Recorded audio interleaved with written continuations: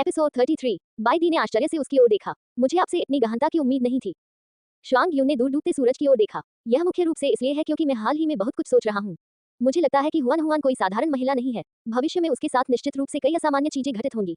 हम अब भी उसकी रक्षा कर सकते हैं, लेकिन यदि भविष्य में और अधिक शक्तिशाली शत्रु सामने आए तो हम क्या करेंगे? क्या हम अपनी स्वार्थी इच्छाओं के कारण हुआन हुआन की सुरक्षा को नजरअंदाज करने जा रहे हैं? इस समय श्वांग यून पहले की तरह अहंकारी नहीं था। वह विशेष रूप से परिपक्व और स्थिर दिख रहे थे। जब रिश्तों की बात आती थी तो वह थोड़े अजीब थे, लेकिन जब साजिश रचने की बात आती थी तो वह किसी से कम नहीं थे।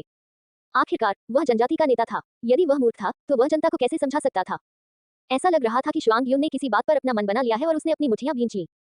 हुआन हुआन की सुरक्षा से अधिक महत्वपूर्ण कुछ भी नहीं है। जब तक वह सुरक्षित है, मैं अन्य नर जानवरों को उसके साथ साझा करना स्वीकार कर सकता हूँ। इतना कहकर वह बिना पीछे देखे चला गया। बाई दी ने अपने होठों को सिकोड़ लिया और धीरे से अपनी उंगलियां बंद कर ली। उसकी अनामिका की अंगूठी कसकर बंधी हुई थी। हुआन हुआन के पास कई रहस्य थे, और भले ही बाई दी और श्वांग यून ने ज्यादा कुछ नहीं कहा, वे दोनों जानते थे कि उनकी छोटी महिला सरल नहीं थी। चाहे वह उसके हाथ में भेड़ की खाल की किताब हो, वह ज्ञान जो वह जानती थी, या उसके शरीर में दिव्य लकड़ी का बीज, वह एक आकर्षक खजाने की तरह थी। एक बार उजागर होने पर निश्चित ही खून खराबा होगा। बाई दी को अपनी ताकत पर भरोसा था, लेकिन वह अपनी सीमाएं भी जानती थी। यदि वे सिर्फ सामान्य दुश्मन होते तो वह और श्वांग यून उनसे निपट सकते थे। हालांकि हमेशा उनसे अधिक मजबूत कोई न कोई होगा। उल्लेख करने की आवश्यकता नहीं है, केवल वे 4 और 5 सितारा आत्मा वाले जानवर ही उन्हें पीड़ित करने के लिए पर्याप्त थे। केवल उसके और श्वांग यून के साथ ऐसा कोई तरीका नहीं था जिससे वे ये सुनिश्चित कर सके कि कुछ भी गलत नहीं होगा। उन्हें और मदद की जरूरत थी। बाई दी धीरे धीरे शांत हो गई। उसकी नीली आंखों में अब कोई संघर्ष या झिझक नहीं थी, केवल संकल्प था। हुआन हुआन की सुरक्षा से अधिक महत्वपूर्ण कुछ भी नहीं था। उसने अपना सिर नीचे किया और अपनी अनामिका पर मुख्य अंगूठी को चूम लिया।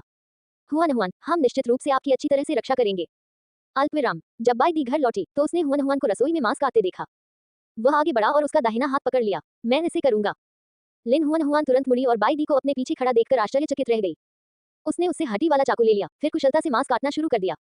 लिन हुआन हुआन ने उसकी साइड प्रोफाइल को देखा। आप कहाँ चले गए थे? तुम अभी वापस क्यों आए? बाई दी ने लापरवाही से कहा, मैं सब्जियों के खेतों को देखने और तालाब में मछलियों और झींगों को खाना खिलाने गई थी। क्या आप अभी भी नाराज हैं? नहीं, मैं तुमसे कभी नाराज नहीं होंगी, बाई दी ने बिना ऊपर देखे कहा। मैं पहले स्वार्थी था और नहीं चाहता था कि तुम दूसरे जानवरों को स्वीकार करो। ये देखकर कि आप सांग ये की कितनी परवाह करते हैं, मैंने इसे व्यक्तिगत रूप से लिया और शांत होने के लिए सब्जी के खेत में भाग गया। लिन हुआन हुआन को समझ नहीं आ रहा था कि क्या कहे। बाई दी ने आगे कहा, दरअसल 3 दोस्त बहुत ज्यादा नहीं है। वास्तव में ये बहुत कम है। मेरे पास आपको सांग ये देखने से रोकने का कोई कारण नहीं है। हुआन हुआन ने सोचा कि वह अभी भी गुस्से में है और उसने तुरंत समझाया, मुझे 3 दोस्त नहीं चाहिए। मेरे पास आप और श्वांग यून हैं। सांग ये घायल है, इसलिए मैंने उसे रुकने और स्वस्थ होने के लिए कहा। ये वो नहीं जो तुम सोचते हो। चाहे जो भी हो, आप जैसा कहेंगे हम वैसा ही करेंगे। बाई दी ने कटे हुए मांस को एक तरफ धकेल दिया और आग जलाने के लिए तैयार हो गई। यहाँ बहुत सारा धुआं और तेल है, अब यहाँ मत खड़े रहो और बाहर निकल जाओ। हालांकि लिन हुआन हुआन ने अचानक उसकी गर्दन पकड़ ली और उसकी ओर कृतज्ञतापूर्वक देखा। श्वांग यू के बच्चों को जन्म देने के बाद मैं आपके बच्चों को जन्म दूंगी। दुखी मत होइए। बाई दी रुक गई। इससे पहले कि उसे एहसास हुआ कि क्या हो रहा है, वह काफी देर तक हुआन हुआन को देखता रहा। उसकी नीली आंखें हिल गईं और उसके सुंदर चेहरे पर एक असहाय भाव प्रकट हो गया। उसने उसे धीरे से गले लगाया। तुम्हें ऐसा करने की जरूरत नहीं है। चाहे हमारे बच्चे हो या न हो, आप ही मेरे एकमात्र साथी हैं। लेकिन आप नाखुश हैं, मैं तुम्हें खुश करना चाहता हूँ।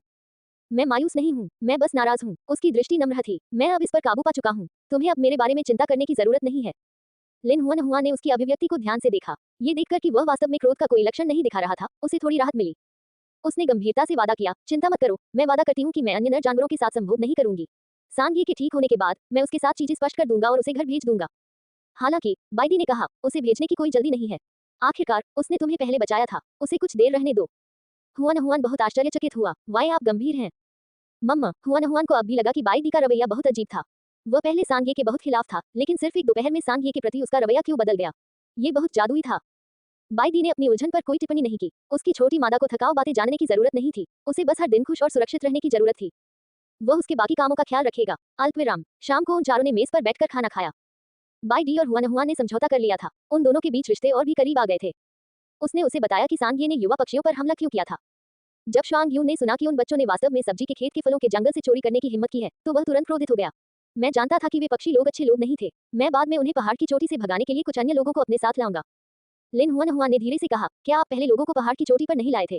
पंख जनजाति के नेता के साथ यह कैसे हुआ? पंख जनजाति का नेता घायल हो गया है। उन्होंने अपना चेहरा बिल्कुल नहीं दिखाया। लिन हुआन हुआन बहुत आश्चर्यचकित था। उन्होंने कहा कि वे अपने नेता के ठीक होने के बाद हमसे बात करेंगे। लिन हुआन हुआन ने पूछा, पंख जनजाति के नेता के ठीक होने से पहले क्या वे पहाड़ की चोटी पर रहने की योजना बना रहे हैं?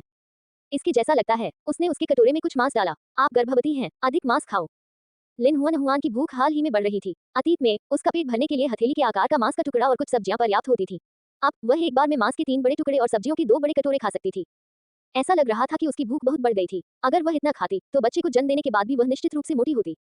एक पल के लिए श्वांग यून पक्षियों पर गुस्सा होना भूल गया। उसने जल्दी से मांस को हुआन हुआन के सामने धकेल दिया और खा। यदि यह पर्याप्त नहीं है तो भी हमारे पास और भी है। हमारे बच्चों को भूखा मत मारो। बहुत हो गया, मैं अब और नहीं खा सकता। बकवास, तुमने मेरा आधा भी नहीं खाया और खा। लिन हुआन हुआन अवाक था। अतीत में उसके पास शांग यू की भूख का केवल 10वां हिस्सा था।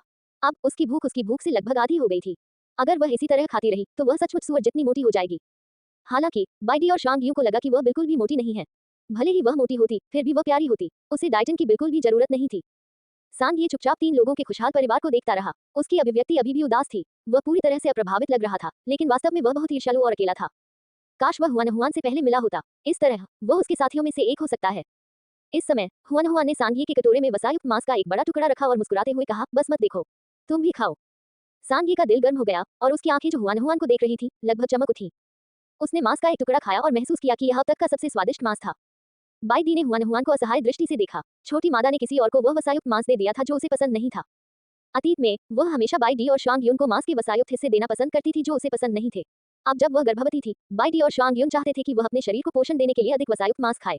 उन्होंने उसे भोजन के मामले में नखरेबाज होने से मना कर दिया। वह बाई डी और श्वांग यून को मांस नहीं दे सकी, इसलिए वह केवल सांग ये को चुन सकती थी, जो अभी अभी आया था और कुछ भी नहीं जानता था। लिन हुआन हुआन ने सांग ये को बड़े कौर में वसायुक्त मांस खाते हुए देखा और थोड़ा दोषी महसूस किया। वह जल्दी से उसके लिए कुछ सब्जियां भी ले आई। आप सिर्फ मांस नहीं खा सकते, कुछ और सब्जियां लो। एक सांप जानवर के रूप में सांग ये एक सर्वाहारी था। उन्हें मांस और सब्जियां दोनों खाना पसंद था। उसने सब्जियां खाई और तुरंत महसूस किया कि वे किसी भी अन्य चीज की तुलना में अधिक स्वादिष्ट थी जो उसने पहले कभी खाई थी। उसने तुरंत सब्जियां मुंह में भर ली। सब्जियों और मांस का स्वाद अप्रत्याशित रूप से अच्छा था। ये देखकर कि वह खुशी से खा रहा था, लिन हुआन हुआन भी खुश हो गया। अल्पविराम, सांग ये की रिकवरी की गति बहुत चौंकाने वाली थी। ये तो अगला दिन ही था, लेकिन उसके शरीर के सभी घाव ठीक हो गए थे। हालांकि वह अच्छे मूड में नहीं थे। अब जब वह ठीक हो गया था तो उसके लिए यहाँ रुकने का कोई कारण नहीं था। लेकिन वह हुआन हुआन को छोड़ना बर्दाश्त नहीं कर सका। जैसे ही वह सोच रहा था कि क्या उसे खुद को कुछ और बार खरोंचना चाहिए, श्वांग यू ने अचानक उसकी तलाश की। चूंकि आप ठीक हो गए हैं, इसलिए घर पर आराम करने के बारे में मत सोचिए। जल्दी करो और मेरे साथ खेतों में काम करो। सांग ये स्तब्ध रह गया। लेकिन क्या तुम मुझे रखने को तैयार नहीं हो? बाई दी और मैं अनिच्छुक हैं, लेकिन हुआन हुआन परिवार का मुखिया है। हम उसकी बात सुनेंगे, चूंकि वह तुम्हें रखना चाहती है। चाहे हम कितने भी दुखी क्यों न हो, हमें इसे स्वीकार करना होगा। श्वांग यू ने अनिच्छा से यह कहा, लेकिन सांग ये तुरंत समझ गए। वे उसे स्वीकार करने को तैयार थे। यहाँ तक कि सांग ये, जो आमतौर पर सीधा चेहरा रखते थे, खुश दिखने के अलावा कुछ नहीं कर सके। ठीक है, मैं काम पर लग जाऊंगा। श्वांग यू सांग ये को खेत की निराई करने और फसलों को पानी देने के लिए लाया था। हालांकि सांग ये पहली बार ऐसा काम कर रहा था। जब वह सब्जी के खेत के पास छिपा हुआ था, तो उसने श्वांग यू और बाई डी पर नजर डाली थी जब वे काम कर रहे थे। इसलिए वह जल्दी सीख गया और कार्य को तुरंत पूरा कर सका। उनका सब्जी क्षेत्र फिर से विस्तृत हो गया था। अब ये 10 एकड़ होने का अनुमान लगाया गया था। अगर यह सिर्फ श्वांग यून और बाई डी होते तो ये थोड़ा मुश्किल होता। सौभाग्य से सांग ये आए। इस आदमी के अजगर में तब्दील होने के बाद वह सिर्फ एक और पानी लेकर 1 एकड़ सब्जियों के खेतों को पानी दे सकता था। यह एक उत्कृष्ट कौशल था, अन्यथा उन्हें पानी देने में आधा दिन लग जाता। सांग ये के प्रकट होने के बाद इसमें केवल कुछ मिनट लगे। वह बहुत तेज था। जब सब्जी के खेतों में जानवरों ने ये देखा तो वे सभी ईर्ष्यालु दिखे। सांग ये ने उनकी ओर देखा, फिर कुछ और पानी पीने के लिए तालाब में चले गए। उसने जानवरों को सभी सब्जियों के खेतों को पानी देने में भी मदद की। इससे जानवर बहुत खुश हुए। खेत में काम करने के बाद जानवरों ने तुरंत सांग ये को घेर लिया और उत्साह से कहा, हम दोपहर में शिकार करने जा रहे हैं। क्या आप हमारे साथ जाना चाहते हैं? अपनी विशेष पहचान के कारण सांग ये कभी भी इतने सारे जानवरों से घिरा नहीं था और उनसे बात नहीं की थी। इसके अलावा उनमें से किसी का भी कोई गलत इरादा नहीं था। यह उत्साहपूर्ण स्वागत उनके लिए बहुत विदेशी था। उसे नहीं पता था कि क्या करना है और उसने अवचेतन रूप से हुआन हुआन को देखा। हुआन हुआन उसे देखकर मीठी मुस्कान दी। आगे बढ़ो, जल्दी वापस आना याद रखें। सांग ये को उसकी मुस्कुराहट से स्तब्ध महसूस हुआ। दोपहर में श्वांग यून शिकार करने के लिए भेड़िया जनजाति को लाया। सांग ये ने उसका पीछा किया। सूखी शंख घास को साफ करने के लिए बाई डी हुआन हुआन के साथ घर पर रही। इसी समय पंच जनजाति के जानवरों ने अचानक हमला कर दिया। शोर सुनकर बाई डी और लिन हुआन हुआन प्रवेश द्वार की ओर दौड़े। गुफा के द्वार पर पहले से ही कई भेड़िए जानवर जमा हो चुके थे। लिन हुआन हुआन उनमें से एकमात्र महिला थी, लेकिन अपनी विशेष पहचान के कारण वह रॉकवुल्फ जनजाति के दिलों में एक जादूगरनी के बराबर थी। अब जब श्वांग यू घर पर नहीं था तो लिन हुआन हुआन स्वाभाविक रूप से सर्वोच्च स्थिति वाला व्यक्ति बन गया। जब भेड़ियों ने उसे देखा तो वे किनारे की ओर पीछे हट गए और स्वचालित रूप से रास्ता साफ कर दिया, जैसे मूसा ने समुद्र को विभाजित कर दिया था।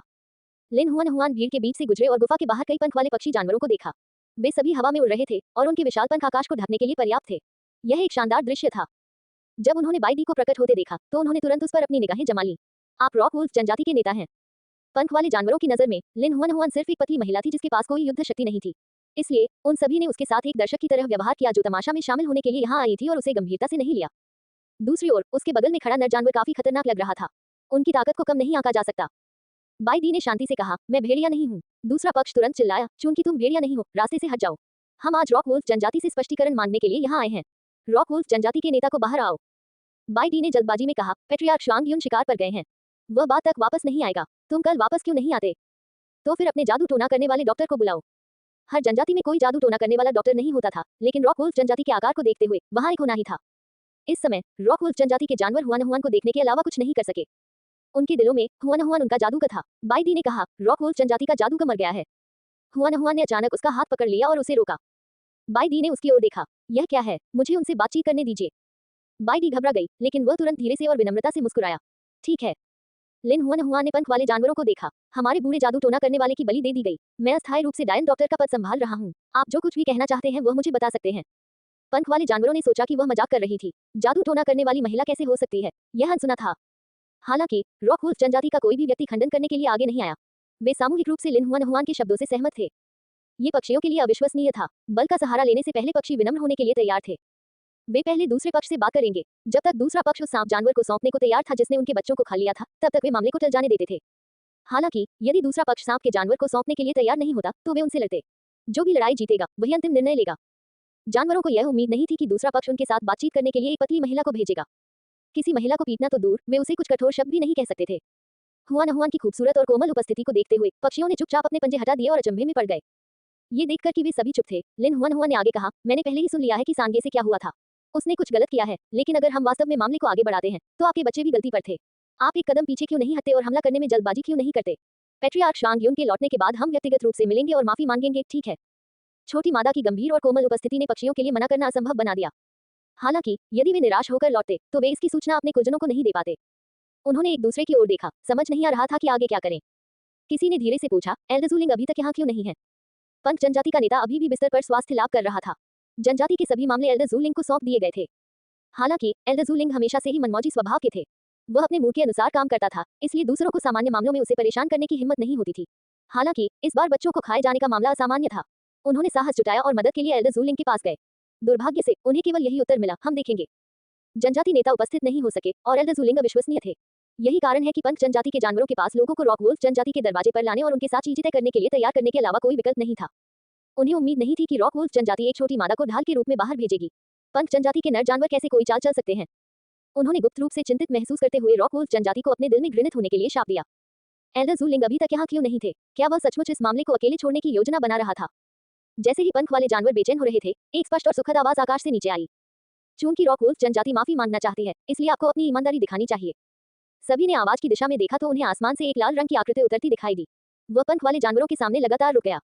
उसकी लाल आंखें खून की तरह चमक रही थीं। उसके शरीर के चारों ओर लिपटा उसका गहरा लाल वस्त्र उसे पतला और सेक्सी बना रहा था। उसकी बालों की चेन उसके सुनहरे बालों के सिरे पर लिपटी हुई थी। जैसे ही यह हवा के साथ थोड़ा हिल गया, चेन पर लगे लाल क्रिस्टल रोशनी से चमक उठे, जो चमकदार और आकर्षक लग रहे थे। उसके विशाल पंख धीरे से उसके पीछे फड़फड़ाए और एक लाल पंख नीचे फड़फड़ाया और हुआन हुआन की हथेली में आ गिरा। पंख जनजाति के जानवरों ने कहा, बुजुर्ग ज़ूलिंग। जिस क्षण लिन हुआन हुआन ने ज़ूलिंग को देखा, वह उसकी ओर आकर्षित हो गई। वह उसके उत्कृष्ट रूप रंग से नहीं बल्कि उसके द्वारा पहनी जाने वाली सहायक वस्तुओं से आकर्षित हुई थी। वे सभी लाल क्रिस्टल से जड़े हुए थे। कितना असाधारण, कितना अमीर। हुआन हुआन, जो अभी भी रंगीन क्रिस्टल जमा करने की पूरी कोशिश कर रही थी, ने अपना गुस्सा व्यक्त किया। उसके परिवार ने बहुत सारी सब्जियां उगाने के लिए कड़ी मेहनत की थी, लेकिन वे उसके बालों की चेन पर एक लाल क्रिस्टल के लायक भी नहीं थी। अमीर और गरीब के बीच का अंतर बहुत बड़ा था। ज़ूलिंग ने लिन हुआन हुआन को देखा, उसकी रक्त लाल आंखें मनोरंजन से भर गईं। यदि तुम ईमानदार नहीं हो तो अब देर मत करो, चलो आज अपने गिले शिकवे दूर कर लें। लिन हुआन हुआन ने अपने शरीर पर मौजूद क्रिस्टल से अपनी नजर हटाने के लिए बहुत प्रयास किया। माफी मांगने के अलावा हम आपको एक निश्चित राशि का मुआवजा भी दे सकते हैं। मुआवजा, जैसे कि उसने कोई बहुत दिलचस्प शब्द सुना हो। ज़ूलिंग के होठों पर मुस्कान आ गई। उसकी रक्तलाल आंखें और भी अधिक चमकने लगी। वह भी काम करता है। हमने कुछ बहुमूल्य नवजात शिशुओं को खो दिया। जब तक आप हमें बच्चे लौटा सकते हैं, यह मामला खत्म हो जाएगा। लिन हुआन हुआन ने क्षतिपूर्ति के कई तरीकों की कल्पना की थी, लेकिन उसने कभी नहीं सोचा था कि दूसरा पक्ष ऐसा अनुरोध करेगा। वह आश्चर्यचकित हुए बिना नहीं रह सकी। एच, मुझे इसका भुगतान कैसे करना चाहिए? ज़ूलिंग संकेतात्मक ढंग से मुस्कुराया। आप मेरे साथ संभोग कर सकते हैं और मेरे लिए बच्चों को जन्म दे सकते हैं। इसके बारे में सोचो भी मत। उसके चिढ़ाने से लिन हुआन हुआन का चेहरा लाल हो गया। बाई दी ने उसके हाथ पर अपनी पकड़ मजबूत करते हुए संकेत दिया कि उसे गुस्सा नहीं करना चाहिए। ज़ूलिंग ने शांति से उसकी ओर देखा। अभी तो तुम मुझे आग्नेय दृष्टि से घूर रहे थे, मानो मेरे कपड़े उतारना चाहते हो। आप स्पष्ट रूप से मुझ पर क्रश हैं। आप मुझे क्यों अस्वीकार कर रहे हैं? डब्ल्यू, किसको आप पर क्रश है? लिन हुआन हुआन वास्तव में इस अहंकारी व्यक्ति पर क्रोधित था। वह अभी अभी उसके शरीर पर क्रिस्टल को स्पष्ट रूप से देख रही थी। उसके मन में केवल उन क्रिस्टलों के लिए भावनाएं थीं। इसका उससे कोई लेना देना नहीं था। ज़ूलिंग असहाय था। आप एक छोटी महिला हैं जो कहती है उसका मतलब नहीं रखती। लिन हुआन हुआन, उसने इतना बेशर्म इंसान कभी नहीं देखा था। उसने ज़ूलिंग के सुंदर चेहरे को देखा और अपने दांत पीस लिए। मुझे आप में बिल्कुल भी दिलचस्पी नहीं है। यदि आप वास्तव में संभोग करना चाहते हैं, तो मैं आपको हमारी भेड़िया जनजाति की अन्य महिलाओं से मिलवा सकता हूँ। जब तक उनमें से कोई भी आपको स्वीकार करने को तैयार है, आप जितने चाहे उतने बच्चे पैदा कर सकते हैं। जू लिंग की नजर उसके चेहरे पर पड़ी और वह बुरी तरह मुस्कुराया, जैसे कि वह अपने पसंदीदा शिकार की प्रशंसा कर रहा हो। मैं अन्य महिलाओं के साथ कठोर नहीं हो सकता, मैं बस तुम्हें चोदना चाहता हूँ। लिन हुआनहुआन। उपस्थित प्रत्येक जानवर ने जू लिंग के शब्दों को स्पष्ट रूप से सुना। चुप्पी का एक पल था। आधुनिक समाज में जू लिंग निस्संदेह एक बड़ा गुंडा होगा। यदि उसने दिनदहाड़े किसी निर्दोष महिला के साथ छेड़खानी की, तो निश्चित रूप से उसके साथ विकृत व्यवहार किया जाएगा और नैतिकता की शिक्षा लेने के लिए पुलिस स्टेशन भेज दिया जाएगा। लेकिन ये जानवरों की दुनिया थी। जानवरों की दुनिया में ईमानदारी नाम की कोई चीज नहीं थी। जब एक नर जानवर अपनी पसंदीदा मादा से मिलता है, तो वह बिना किसी चिंता के उसका पीछा कर सकता है। उसके शब्द जितने अधिक स्पष्ट थे, उतना ही अधिक वह उसके प्रति अपना प्यार दिखा सकता था। तो थोड़ी देर की चुप्पी के बाद अधिकांश नर जानवर जानबूझकर मुस्कुराए, विशेषकर पंख जनजाति के जानवर। उन्होंने अपने बुजुर्ग की ओर ऐसे देखा जैसे उन्होंने कोई भूत देख लिया हो। पंख जनजाति में सबसे उम्रदराज कुंवारे के रूप में जू लिंग वास्तव में महिलाओं के प्रति आकर्षित था, और वह खुलेआम उससे प्रेमालाप कर रहा था। क्या आज सूरज पश्चिम से निकला? आखिरकार बाईदी ने चुप रहना बंद कर दिया। उसने हुआनहुआन को अपने पीछे किया और शांति से कहा, बुजुर्ग जू लिंग, कृपया हुआनहुआन को चिढ़ाना बंद करें। उसे छेड़ा जाना पसंद नहीं है। हुआनहुआन। जू लिंग ने नाम का स्वाद चखा और उसे यह काफी सुखद लगा। उसे ये पसंद आया। वे मुस्कुरा उठे। मुझे नहीं लगता कि यह कोई मजाक है।